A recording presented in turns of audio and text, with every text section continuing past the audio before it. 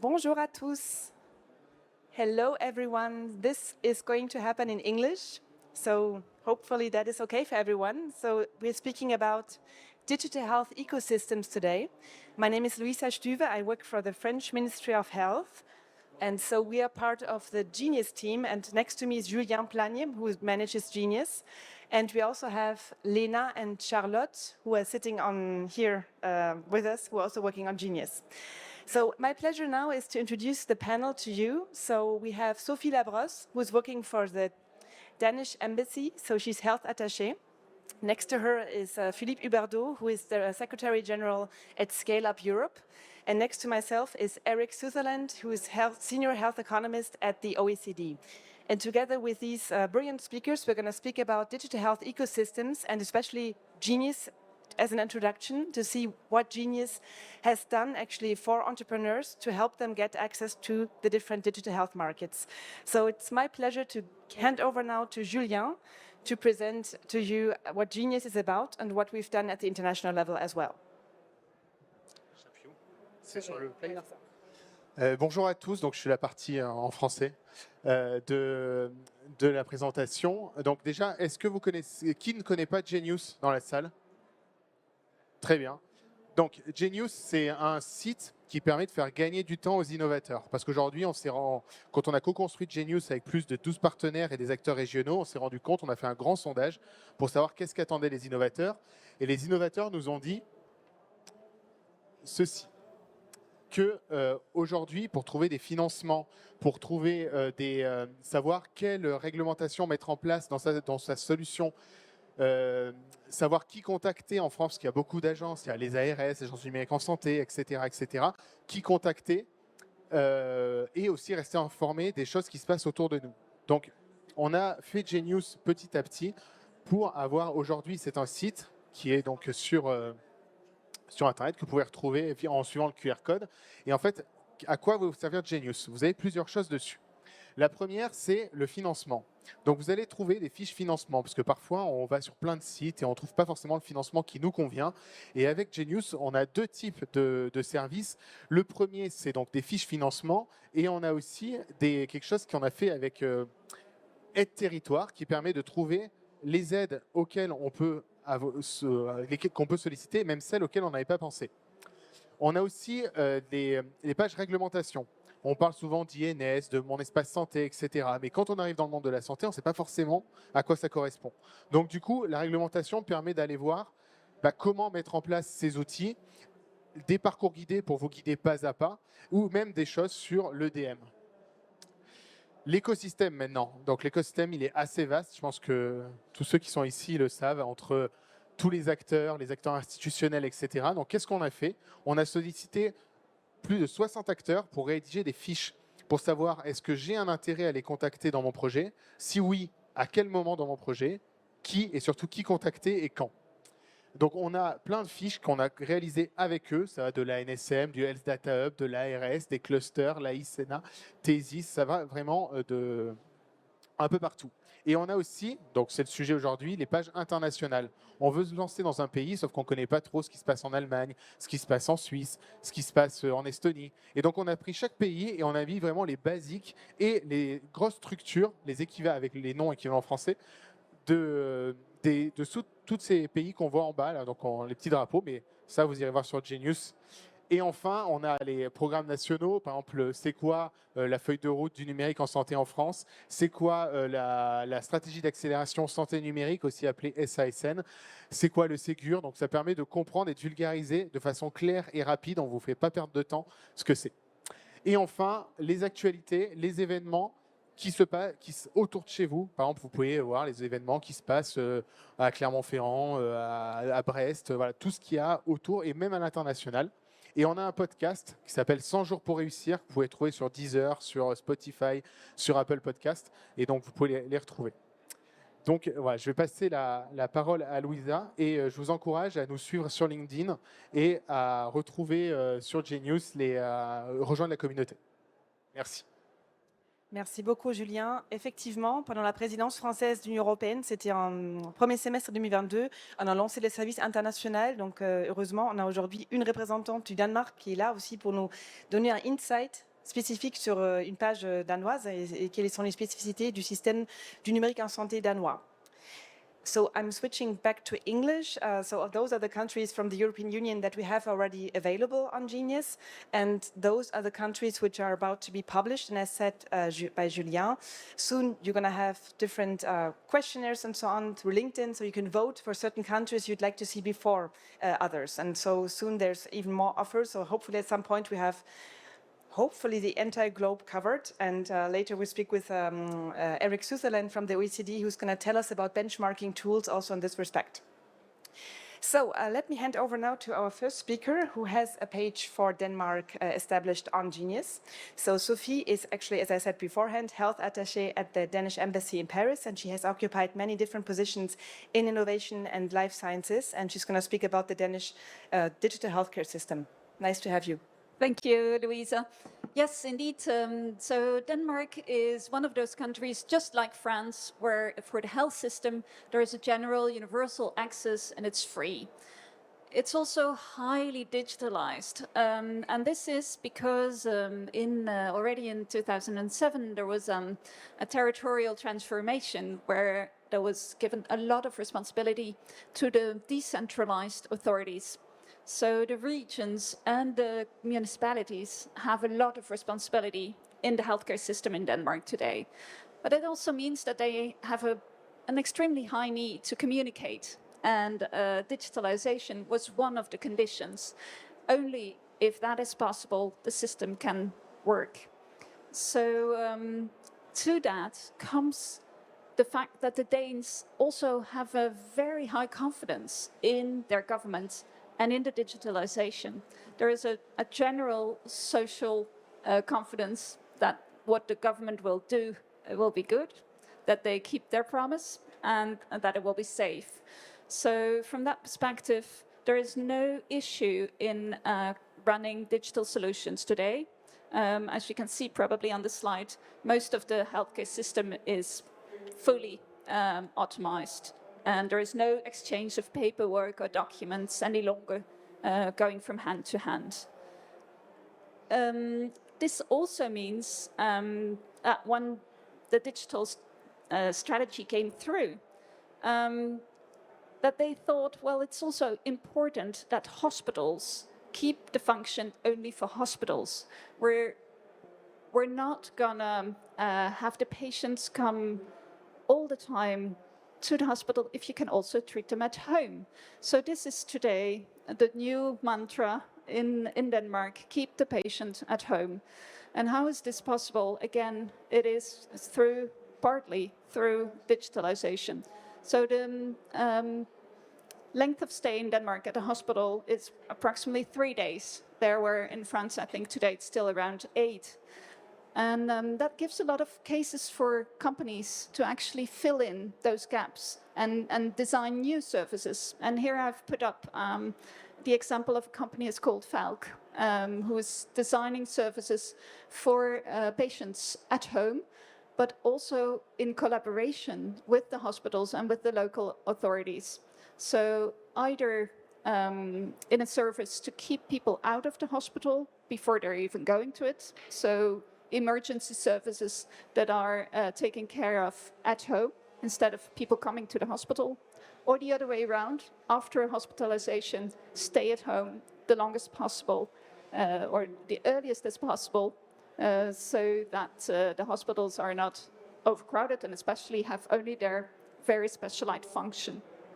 So if you're in the digital area, then please come and have a test in Denmark and come and see me afterwards. We'll be happy to talk to you. Thank you so much, Sophie. So as we said, there's a page for Denmark. So what Sophie presented, you should be able to access that information as well. And if you're an entrepreneur, Genius will give you the information about how to access the Danish healthcare market. So there's much more information available. Unfortunately, the speaker from Estonia could not join us today, but Estonia is another country very far developed, a very paperless system in terms of digital health. So why is this important that we have tools like Genius, where we have countries benchmarked against each other in a positive way? Well, Eric can say a few things from the OECD perspective, because the OECD does tremendous work also in getting together the right indicators about how to measure and evaluate digital health progress. So in a nutshell, Eric, just a few words about yourself. So you have been called an data guy with personality, and you have recently joined the OECD leading efforts to bring data, digital health ecosystems to life, and also to work on health data governance, artificial intelligence, and you do that by bringing the human factor towards those topics. So it's nice to have you also on this roundtable. And I'll grab that. It'll be easier that way. So thank you all. Thank you, Louisa. Thank you, everyone. So first thing I thought I would do is talk a bit about what the OECD does, and then we can talk a bit about how we actually do benchmarking. So the OECD at its essence, we set policies, we work with countries to define policies, we measure the effectiveness of those policies, and we actually help guide, identify what are the countries that are doing things very well, and connect the levels of excellence to the areas that are desiring that excellence, as well as identifying the problems that everyone is having together, and how can we actually solve those problems together.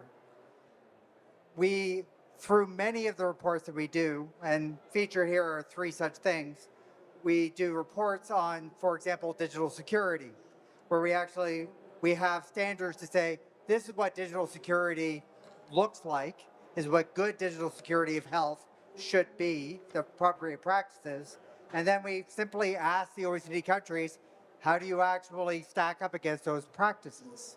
And then we create grids, like that one, where we actually go through and we can see various countries, how they actually fare, and how they fare against various indicators that we have.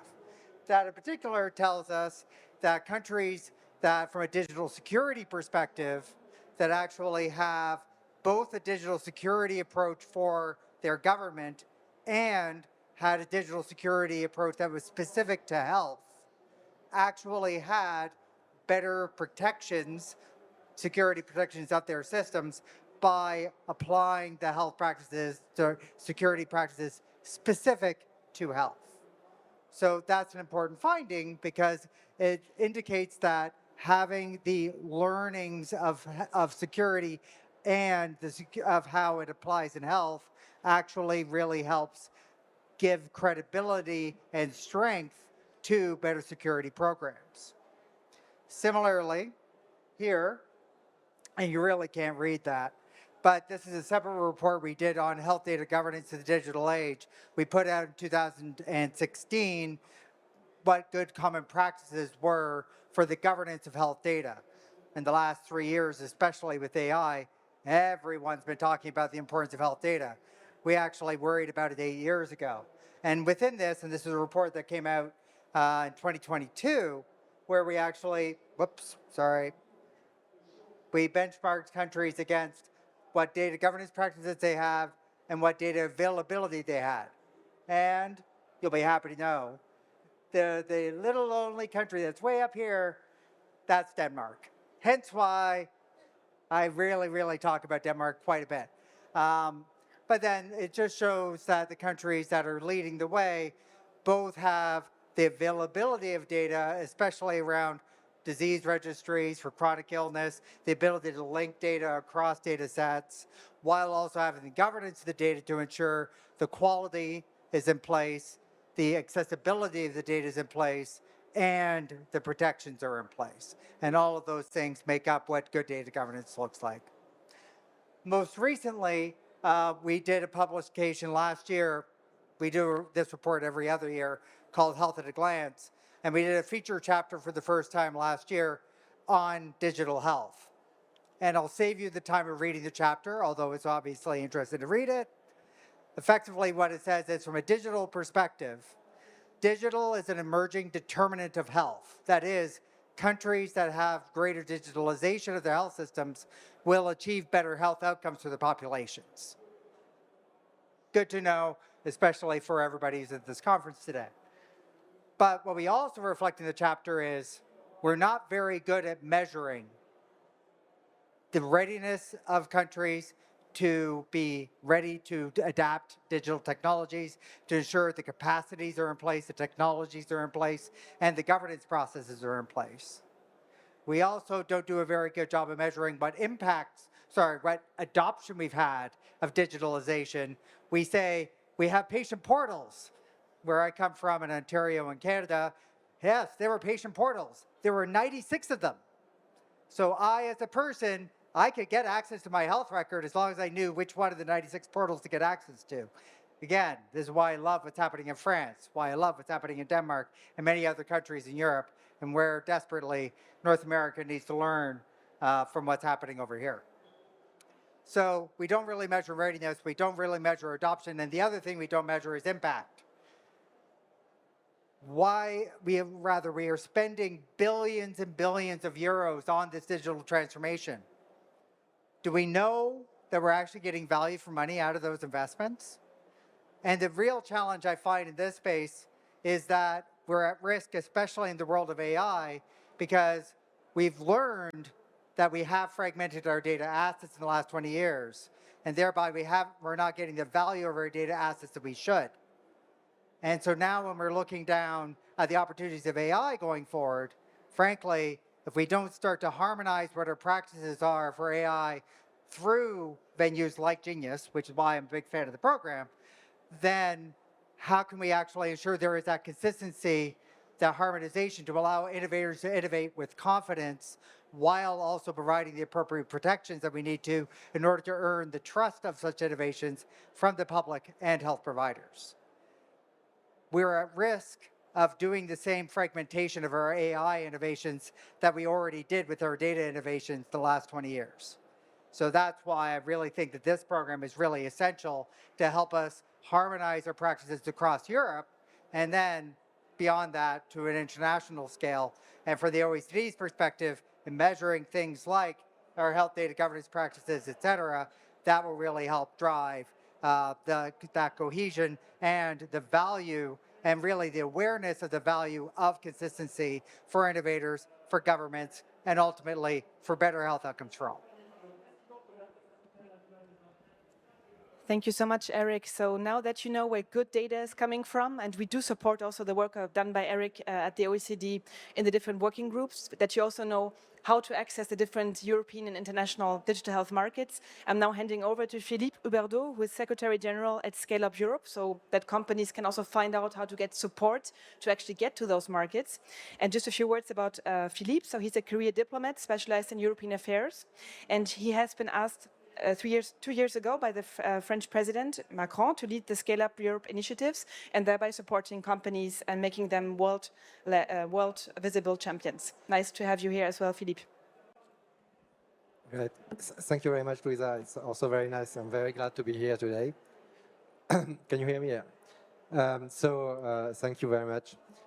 Yes, this program was launched 3 years ago, actually.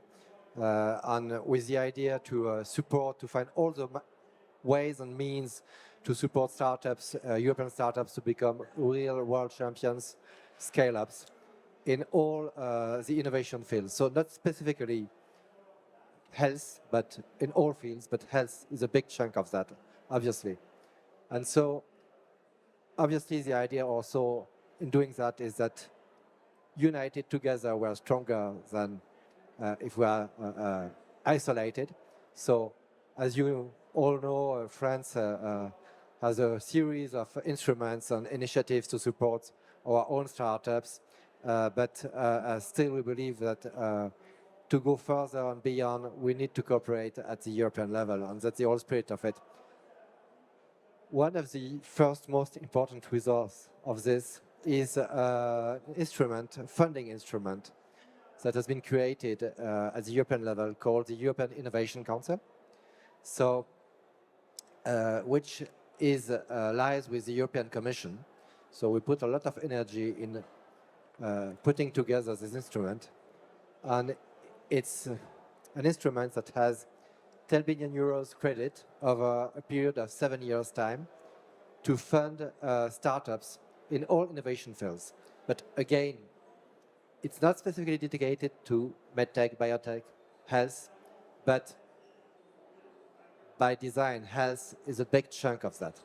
So it's what it is providing is to fund the funding gap at the very start of deep tech startups life cycle, when they still need huge capital but cannot show revenues yet.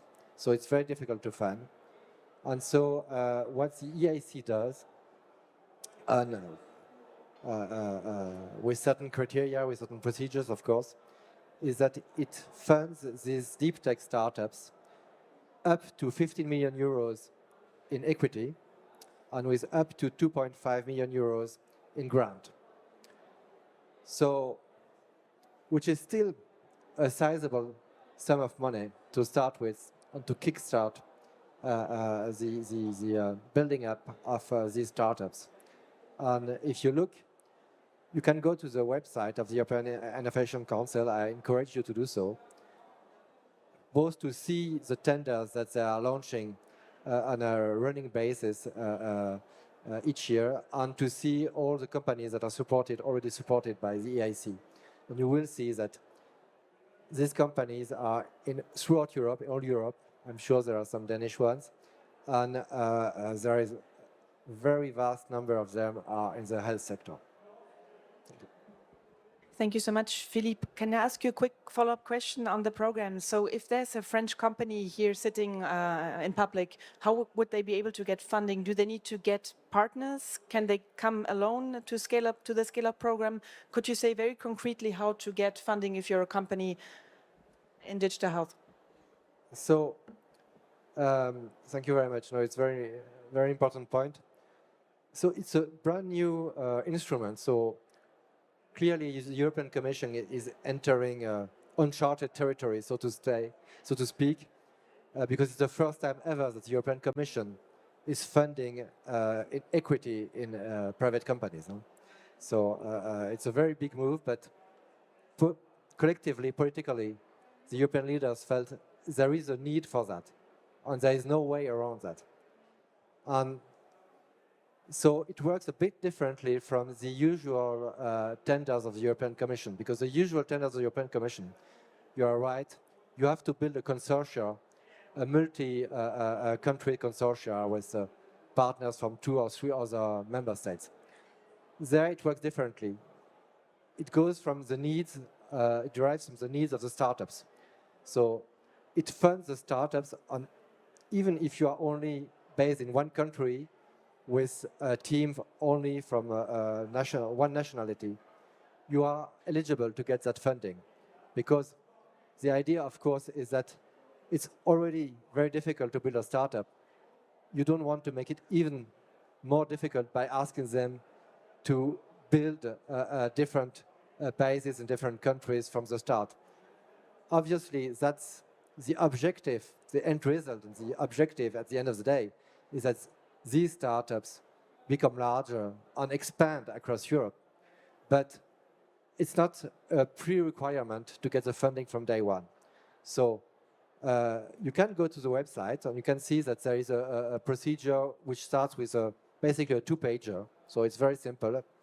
And then, of course, the teams of the EIC have specialists in all fields that look precisely at the projects and fund the projects and the merits.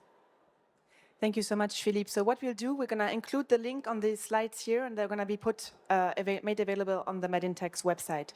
There's other actors also supporting digital health companies. So I'm making a little publicity for our own national digital health strategy. So we do support French companies, and there's also soon to come an action which supports companies here in France to get exported. So we also do that in France.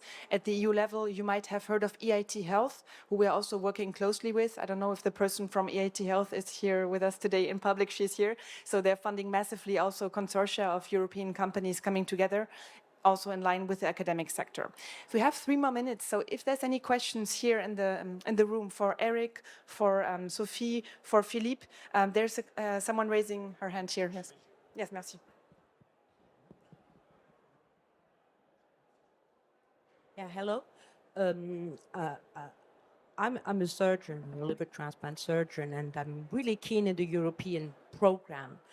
And you spoke about the European health data. My question is, when you speak about indicators, what specific indicators are you looking for?